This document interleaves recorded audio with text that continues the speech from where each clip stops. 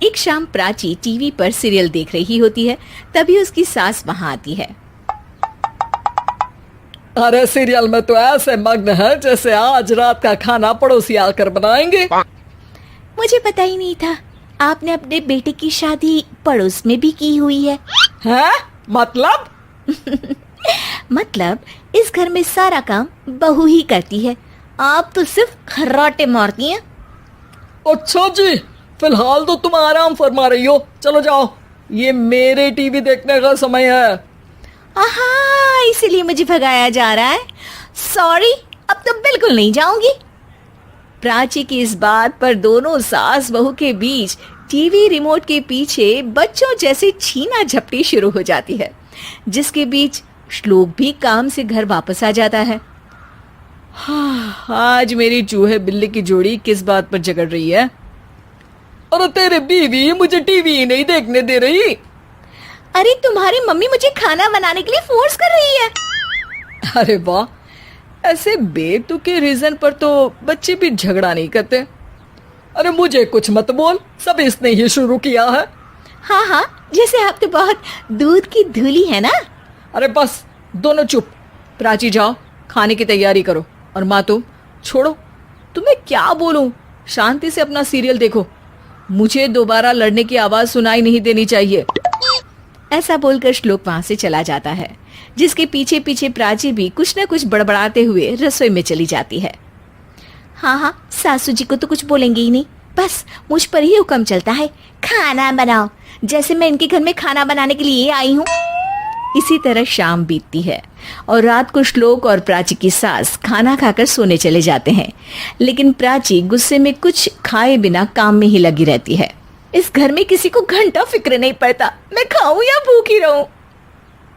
प्राची कुछ देर के लिए रसोई से बाहर जाती है और जैसे ही वापस आती है तो वहां दूध का भरा ग्लास देखकर हैरान रह जाती है। फिक्र पूरी है, बस दिखाना नहीं है। प्राची दूध पीकर सोने चली जाती है और अगली सुबह एक बार फिर सास बहू का कार्टून नेटवर्क स्टार्ट हो जाता है। ये तुमने ही किया है।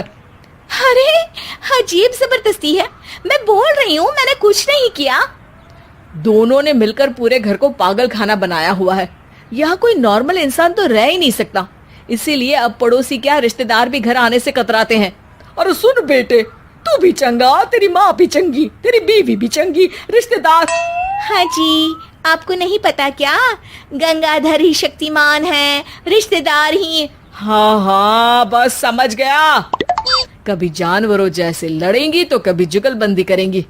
भाई मैं आप दोनों के बीच में नहीं फंसना चाहता। सास बहू की इस मन मौजी जोड़ी से परेशान होकर श्लोक अपना सिर खुजलाता वहां से चला जाता है। चलो अब मैं भी कीर्तन में जा रही हूँ।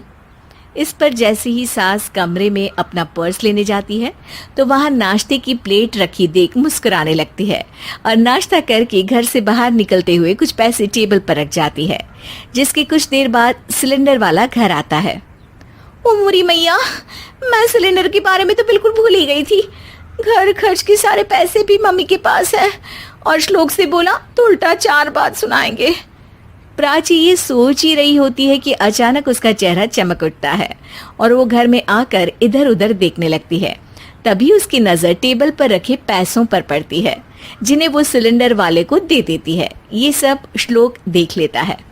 अच्छा बेटे, इतना बड़ा घोटाला, सबके सामने मैं तेरी दुश्मन और पीठ पीछे तेरी मेरी यारी।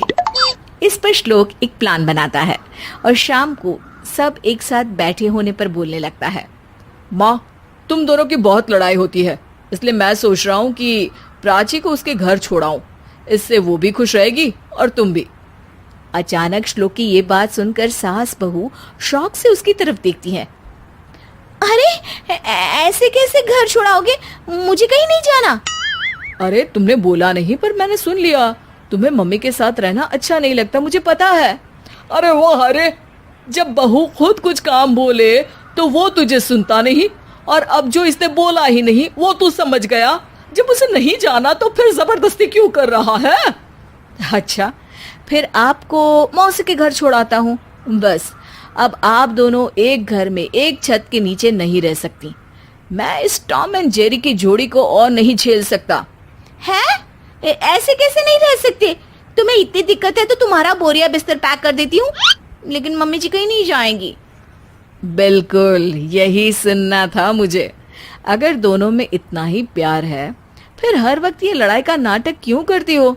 देखा मैंने कैसे माँ किचन में दूध रखती है और तुम उनके लिए कमरे में नाश्ता रखती हो, और कैसे वो पहले ही तुम्हारी दिक्कत समझकर घर में पैसे रखकर बाहर जाती है। अरे भाई, इतना ड्रामा तो डेली सोप में भी नहीं होता जितना तुम दोनों ने इस घर में फैलाया हुआ है। तू हमें टॉम एंड जेरी बोलता है ना, तो याद कर वो दोनों भी एक दूसरे को बाहर वालों की बुरी नजर से बचाने के लिए हमेशा सबके सामने लड़ते थे, लेकिन अकेले में दिक्कत के समय मदद भी तो करते थे। बस हमारा रिश्ता भी कुछ ऐसा ही है। और वैसे भी अगर सास बहू में तू मैं नहीं होती तो दुनिया वालों को कहानियां कैसे मिलेंगी?